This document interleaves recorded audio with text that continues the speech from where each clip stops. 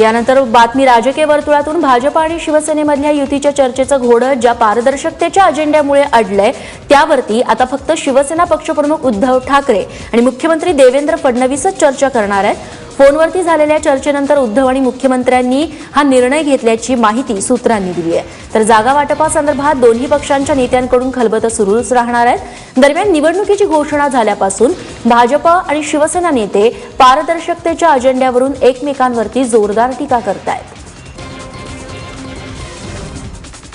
युतीची चर्चा करताना पारदर्शकतेचा हवाला देणाऱ्या भाजपनं नोटाबंदी करताना पारदर्शकता कुठे ठेवली होती असा सवाल शिवसेना नेते अनिल परब यांनी उपस्थित केलाय।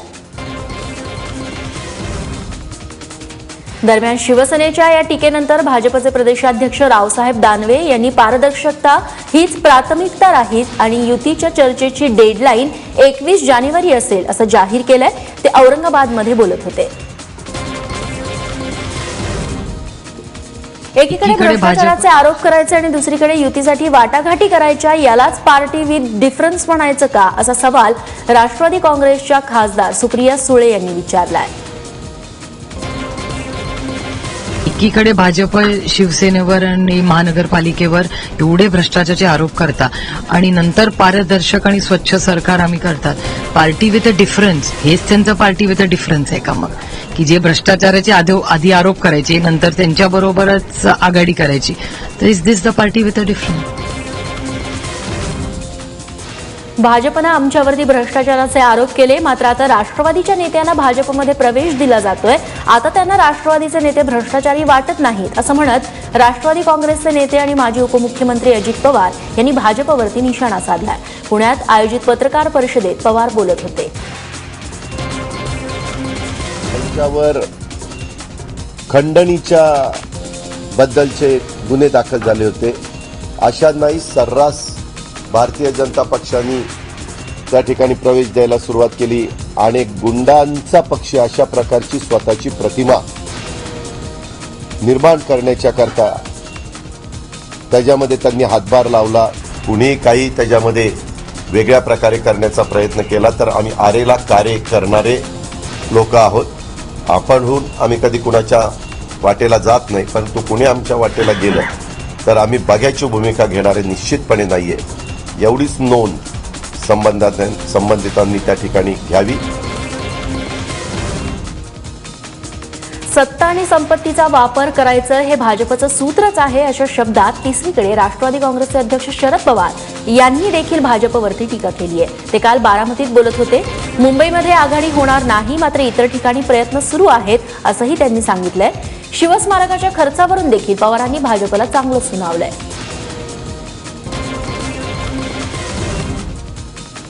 मुंबईच्या विद्यमान महापौर स्नेहल आंबेकर यांच्या उमेदवारीलाच स्थानिक शिवसेना कार्यकर्त्यांनी विरोध केलाय। महापौर स्नेहल आंबेकर या वॉर्ड क्रमांक 198 मधून निवडणूक लढण्यासाठी इच्छुक आहेत, मात्र त्या वॉर्डमधून आंबेकरांना उमेदवारी देऊ नये यासाठी स्थानिक कार्यकर्ते खासदार अनिल देसाई यांना निवेदन देणार आहेत। त्यामुळे वॉर्ड क्रमांक 198 नाही मिळाला तर स्नेहल आंबेकर कोणत्या वॉर्डमधून लढणार असा प्रश्न आता उपस्थित केला जातोय। दहिसर मतदारसंघात शिवसेनेतला अंतर्गत वाद चव्हाट्यावरती आलाय। शिवसेना नगरसेवक अभिषेक घोसाळकर यांनी शिवसेनेचेच नगरसेवक अवकाश जाधव, नगरसेविका शुभा राऊळ आणि शीतल म्हात्रे यांच्या विरोधात कर्मयोगी उद्यानाचं उद्घाटन करून आचारसंहितेचा भंग केल्याप्रकरणी तक्रार केली आहे। या संदर्भातलं पत्र त्यांनी निवडणूक अधिकारी, महापालिका आयुक्त आणि मुंबई पोलीस आयुक्तांकडे दाखल केलेलं आहे। शुभा राऊळ आणि शीतल म्हात्रे यांनी अभिषेक घोसाळकर यांचे पिता विनोद घोसाळकर यांच्या विरोधात विधानसभेत दंड ठोपटलेले होते। त्याचा वचपा अभिषेक घोसाळकर यांनी आगामी मुंबई महापालिका निवडणुकीपूर्वी काढल्याची चर्चा आहे।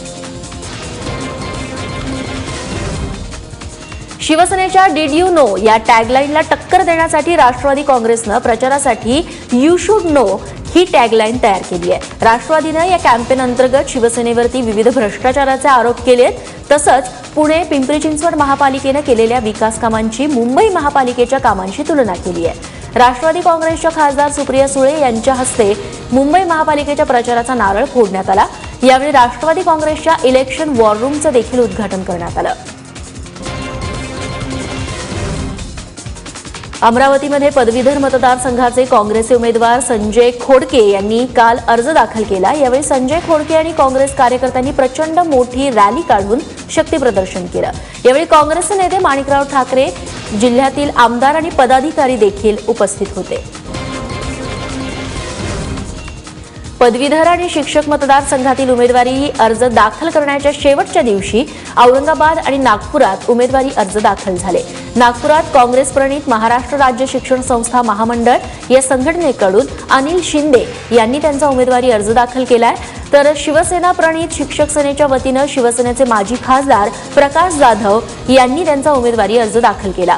तर औरंगाबादेत राष्ट्रवादीकडून विद्यमान आमदार विक्रम काळे यांनी उमेदवारी अर्ज भरलाय, तर भाजपकडून प्राध्यापक सतीश पत्की यांनी उमेदवारी अर्ज दाखल केलाय। भाजपच आपला प्रतिस्पर्धी असल्याचं वक्तव्य शिवसेनेचे खासदार चंद्रकांत खैरे यांनी केलंय। औरंगाबादेत जिल्हा परिषद निवडणुकीच्या तयारीसाठी आयोजित केलेल्या कार्यक्रमात ते बोलत होते। यावेळी त्यांनी नोटाबंदीवरून देखील भाजपवर निशाणा साधलाय। मुंबई पुण्यासह इतर पालिकांमध्ये देखील शिवसेना भाजपची युतीसाठी चर्चा सुरू असताना नाशकात मात्र दोन्ही पक्ष स्वबळावरच लढणार असं स्थानिक नेत्यांनी स्पष्ट केलंय।